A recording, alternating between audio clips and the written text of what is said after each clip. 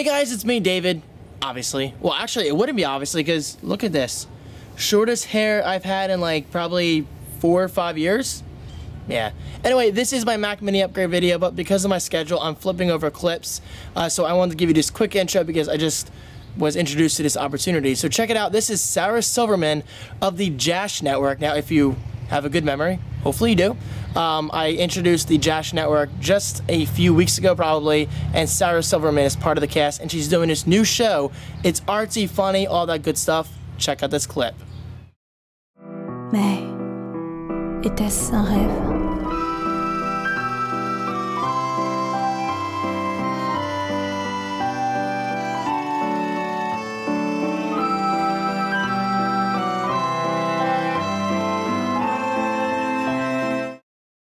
Okay, so now that you've seen a preview, you know what to expect. So if you're interested, click that subscribe button on the video right now and tell them I sent you. I really appreciate it. And now, guys, on to the main focus of my video. What the frig? I'm getting stung by bees.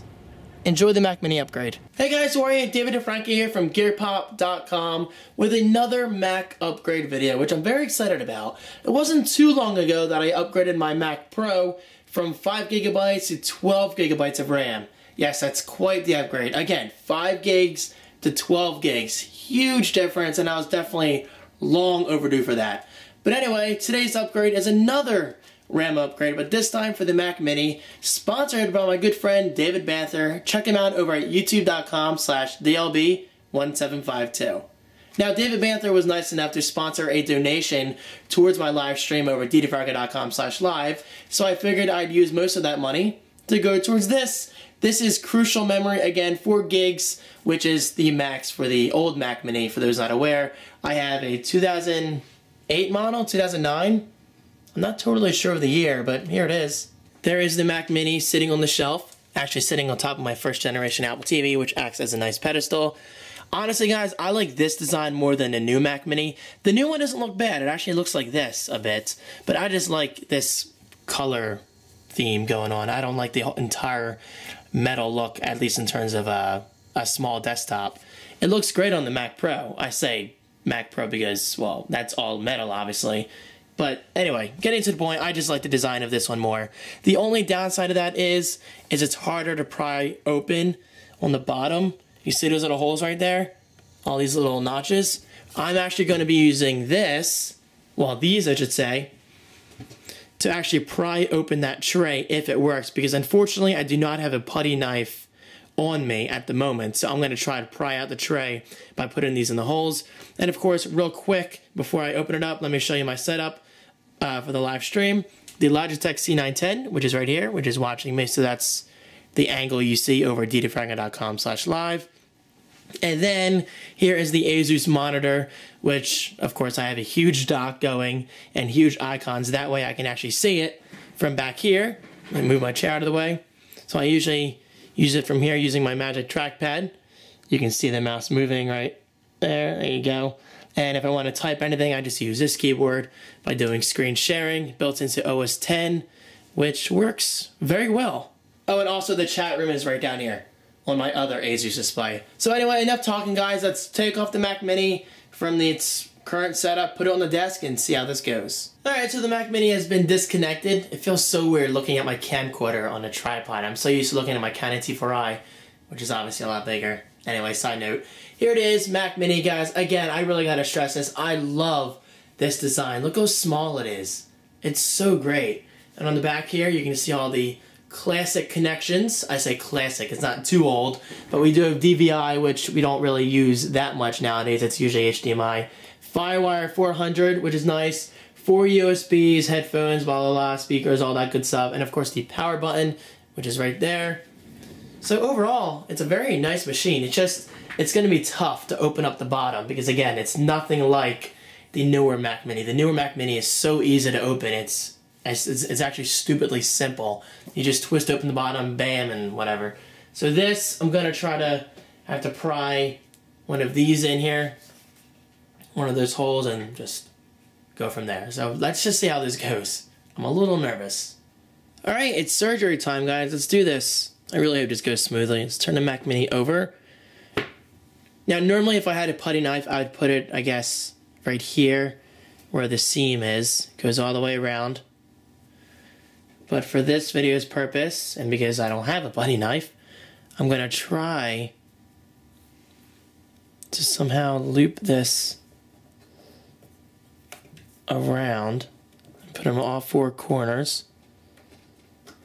Alright, so I've decided to go a more dramatic approach. The whole leather thingy or whatever this is through the whole thing isn't working because I can't figure out how to loop it. So I tried to use a hanger, like, you know, a generic clothes hanger with a metal thing on the end. That wouldn't work. I tried to use a credit card. That almost worked. So I'm going with a very dramatic approach. This might damage the metal a little bit. I'm not really that worried about that though. But as you can see, if you jam it in the middle, the sides, it's actually working.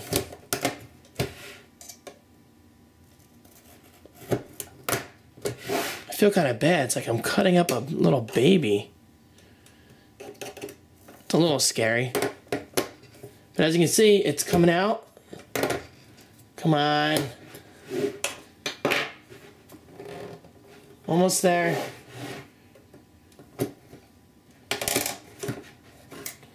Okay, we're like in there. Sweet. This is insane. Now it's really tight on this side. I gotta figure out how to get that in without closing this side. Actually, let me put this card in here again to keep it there. Keep it from closing. So there's a credit card on that side. Try to pry this open. There you go. I think we got it, guys.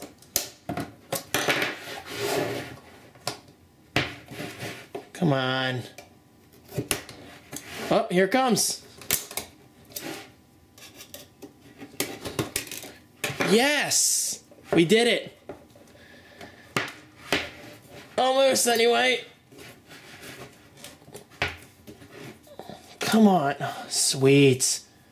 Alright, now you gotta be careful when taking this apart. Yes! Look at that. Success, guys. The Mac Mini is open. Now, let's hope I didn't damage anything in the process, because that obviously was not the safest approach. I don't suggest using a knife like I did. If you do, just make sure you're very careful. Alright, now that the stage is set, I just took a picture for Instagram.com/DavidFranco. If you want to follow me, you can. So again, a quick recap for opening this.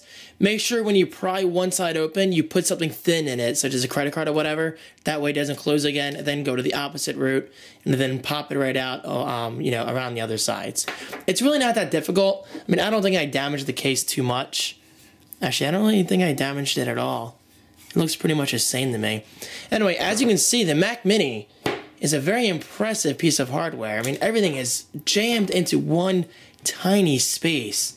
You gotta admit, it's very, very fascinating. Alright, we're back. After viewing a few videos online, this definitely is an involved process. The first thing you want to do is remove the airport antenna from this little spring right here. It's very easy. So just kind of pull it, it'll eventually come off. There you go. And you can take the spring out if you want. Just do not forget to put it back. And actually, let's just leave it on because you know me, I'm very forgetful. The next thing you want to do is spin it around, and you want to disconnect the hard drive cable, I believe. So that's a very tiny thing right there. You probably can't even see it that well. You should be able to just pull it. Yep, there you go.